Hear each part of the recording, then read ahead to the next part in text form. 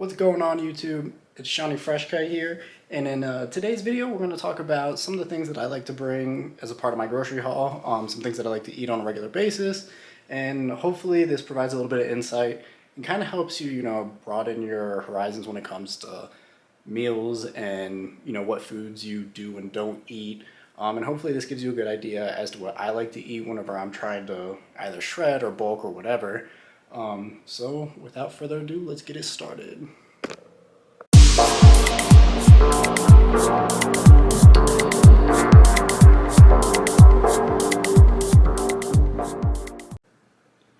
And of course, for anybody watching this that's new to the channel, please keep in mind, I'm not a dietitian or anything. These are just some things that I like to add to my diet that are creating a little bit more variety instead of feeling like I'm eating chicken, rice, and broccoli all the time. So just use this advice as kind of a base level to help you achieve your fitness goals. Personally, it's worked for me, and I feel like I'm not super restricted with everything that I'm consuming. So to start off, we're going to start with some beverages here.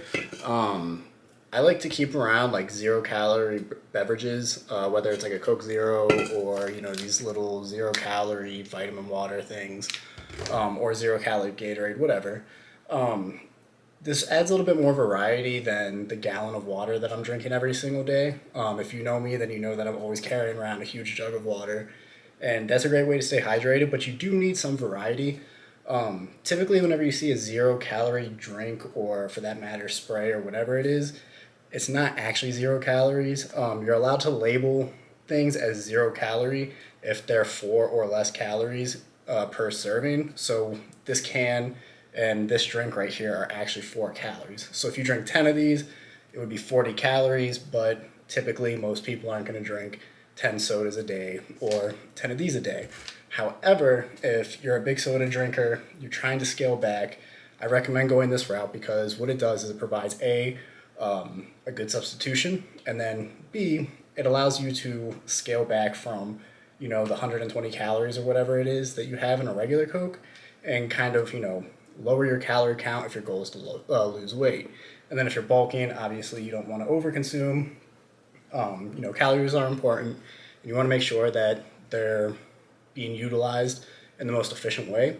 And, so you get to cut out the high calorie drinks and kind of replace them with things like this. And then I have here a Fairlife protein shake, and this has 30 grams of protein in it. It's a 12-ounce bottle, and it's only 150 calories. So this is really helpful for anybody trying to put on a little bit of muscle and keep the calories low.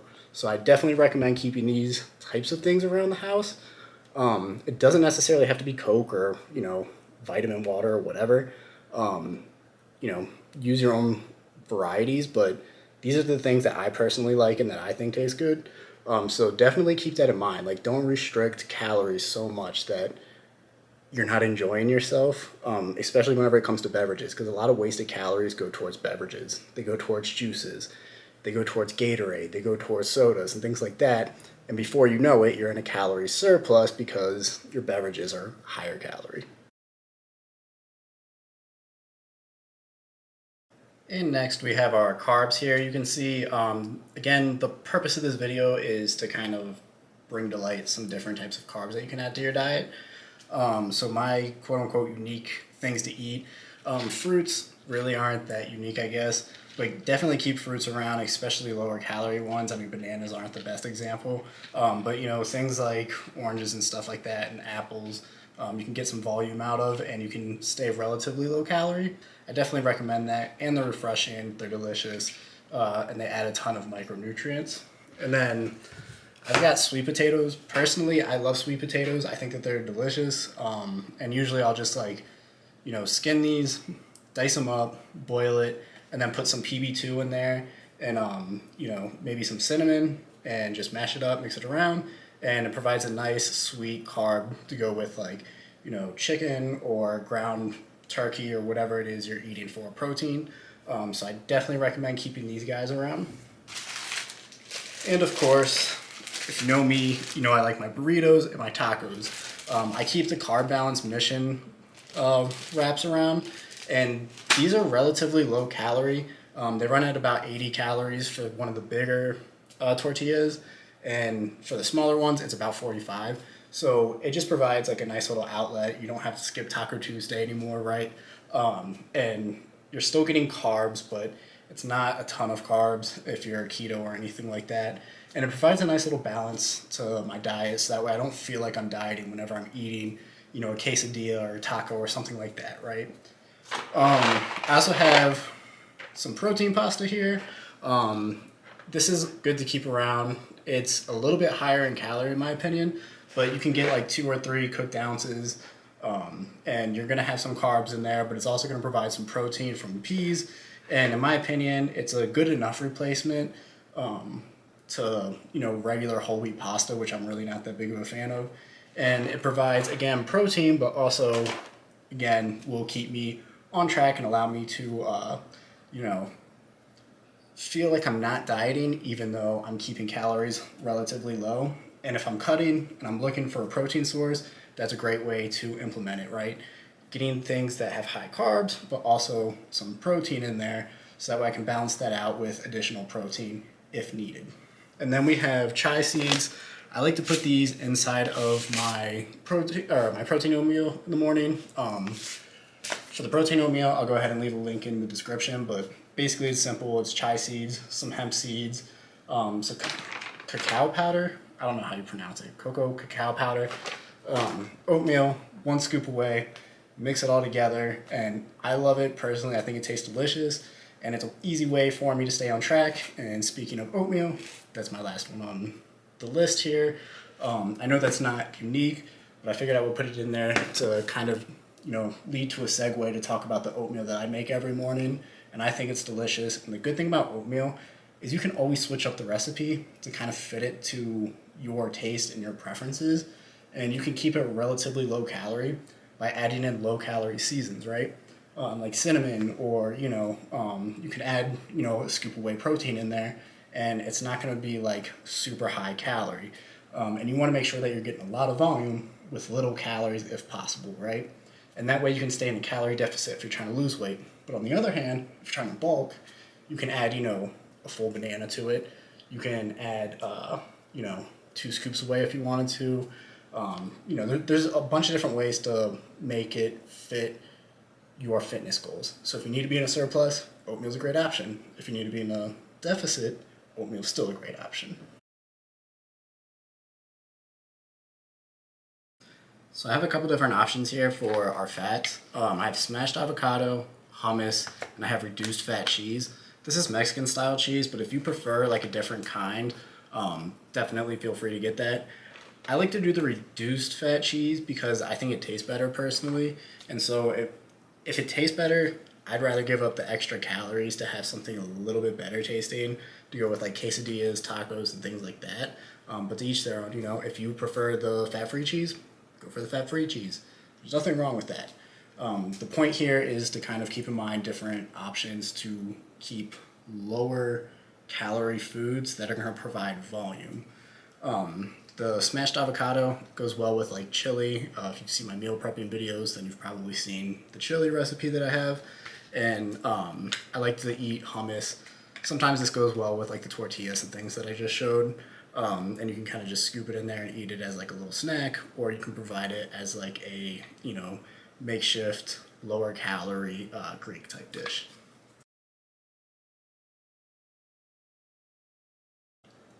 And of course, what would this video be without proteins, right? Here we have some whey protein. This is a double chocolate flavored, so it's always good to have around. I like it personally more for cooking and baking and things like that, as opposed to scooping it into a shake and mixing it around. I think most protein shakes taste like butt, so I prefer to use this for baking and things like that. I also have some ground bison. I like to mix up my proteins, and I prefer to keep them, relatively lean. We have a 90-10 ground bison here. This goes really well with, chilies, or even by itself, if it's seasoned right. And so I definitely like to keep a little bit of that around, as well as some ground turkey. This is 93.7, relatively lean, but still cooks pretty well. And again, as long as you're seasoning these things correctly, it's gonna taste good. If you're not seasoning them correct, it's probably not gonna be great, but those are great resources for protein, and I prefer to keep them around. I like them a little bit better than chicken. I got kind of sick of eating chicken 24/7, and I'm sure a lot of you, especially if you watch this video, right, you're probably on the same boat. You don't really want to eat that much chicken anymore. It messes up your jaw after eating it too much from how tough and things like that it can be. So those are my preferred meat sources. You probably also have seen other videos that I've, eaten tofu and things like that. A little bit softer, a little bit easier on the jaw, so you don't have to like hear that popping whenever you're chewing and things like that. So that's why I keep those around as opposed to like chicken around the house 24/7. Then I have like these little Kirkland chocolate brownie bars. These are pretty low calorie, have a good enough amount of protein in it to justify it. And I like to keep these around, especially if I'm like, going snowboarding on the weekend or something like that and I need a quick snack. So those aren't too bad. Personally, my favorite protein bar is the Quest Hero bars, but for right now, the Kirkland bars will definitely suffice, right? Like I said, they're not bad. And then last, probably a little bit more surprising to see as a source of protein, is the PB2. This is low calorie, pretty low fat, not too bad on the carbs, about 5 carbs. And it's got about 7 grams of protein, or 6 grams of protein, excuse me. But it's only 60 calories, right? And I like to add this as opposed to regular peanut butter as a source of protein into my diet. I mentioned oatmeal earlier, and since I do eat oatmeal every morning, having something like that to mix into my oatmeal, for me personally, there's nothing better. It's the easiest way to add a little bit extra protein to a dish that would otherwise be pretty bland. So those would be my proteins. So this here is kind of my miscellaneous pool. I have a bunch of different things here that kind of seem like tedious, but basically this is the seasoning aspect, right? These aren't the only things that I have sitting around the house, don't worry, I'm not a psychopath. But I have a couple things here. The first one is a taco season. Taco seasonings usually run about 20 calories per serving, and that's pretty low, so I like to add these to things like the turkey, to bison, or even chicken, and kind of just give it a little bit more flavor. It's not the only thing that I like to add to it, sometimes I'll add, cumin and cayenne pepper, maybe a little bit of garlic powder, things like that. But the taco seasoning's quick, it's easy, you just dump it in there and pretty much it cooks itself, right? Then we have this whole earth sugar. I actually haven't gotten a chance to try this yet. My girlfriend recommended it. But the point of this is the 0-calorie sweetener. So if you're watching this and you're like a big coffee person, for example, you can use those types of sweeteners, and because they have 0 calories, but because it's a lower calorie thing, it's a good thing to supplement the low calorie sweeteners with, your regular sugar. So if you put sugar in your coffee in the morning and that's all you use, then I would recommend making the switch to a 0-calorie sweetener. Personally, I think it's worth the, turnaround. Then I have some No Stick. I always have No Stick spray. The servings on this thing are ridiculous. It's, for a fourth of a cup for one serving, or a fourth of a second, for a spray. So I don't know exactly how you calculate that, but again, keep in mind that this is technically 4 calories per serving. So if you spray for a full second, it's not actually 0 calories, it's actually like 16 calories. So keep that into, the back of your mind whenever you're using these 0-calorie sprays, sweeteners, or sauces. I also love hot sauce, so I have a couple of flavorful hot sauces here. These are Oso Rojo. This is a local Colorado company, and they're a smaller company. They make really good, flavorful hot sauces, and in my opinion, this stuff definitely changed the way that I do meal prep. I've got Chipotle here. I've got a garlic sauce, jalapeno garlic. This is really good on eggs, and so I like to use those and implement it into like my recipes and things like that. Or even if I'm just sitting around the house, like I'll just dribble a little bit on there. 0 calories, Really easy, again, to just like, it's a really easy resource to use that's quick and tastes good, and that's pretty rare. So I definitely cherish like those types of things in my recipes. And then, of course, the cinnamon. I love cinnamon. I think it tastes great. It goes well with oatmeal, goes well with sweet potatoes. I even put a little bit in my chili to balance out flavors and things like that. And it's very low calorie, so that's kind of why I always go to like cinnamon, right? So that's kind of the unspoken heroes of my diet, right? These low calorie to no calorie sweeteners, spices, hot sauces, sugar free barbecue sauces, and things like that. Those really help me stay on track because it flavors up my food and allows me to eat and feel like I'm not dieting and being super restrictive. So hopefully you enjoyed today's video. My big conclusion here is to try new things and try to keep these low calorie seasons and sauces and everything in your cabinets and find different ways to replace the things that you love, right? So I love tacos. So I found those, mission carb tortillas, and those allow me to have a low calorie taco, but it's still a lot of volume or as much volume as I would get with regular tacos. That way I'm not, in a surplus all the time. And if I'm trying to cut, I'm not taking, extreme measures to go and eat like that broccoli, chicken, rice diet 24/7.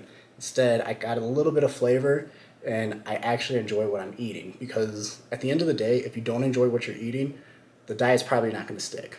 And you're probably going to go on these crazy cheat meals. And once you start to binge, you open up the door to continue binging. And I've said it before and I'll say it again, it's way easier to fall off track than it is to get back on track.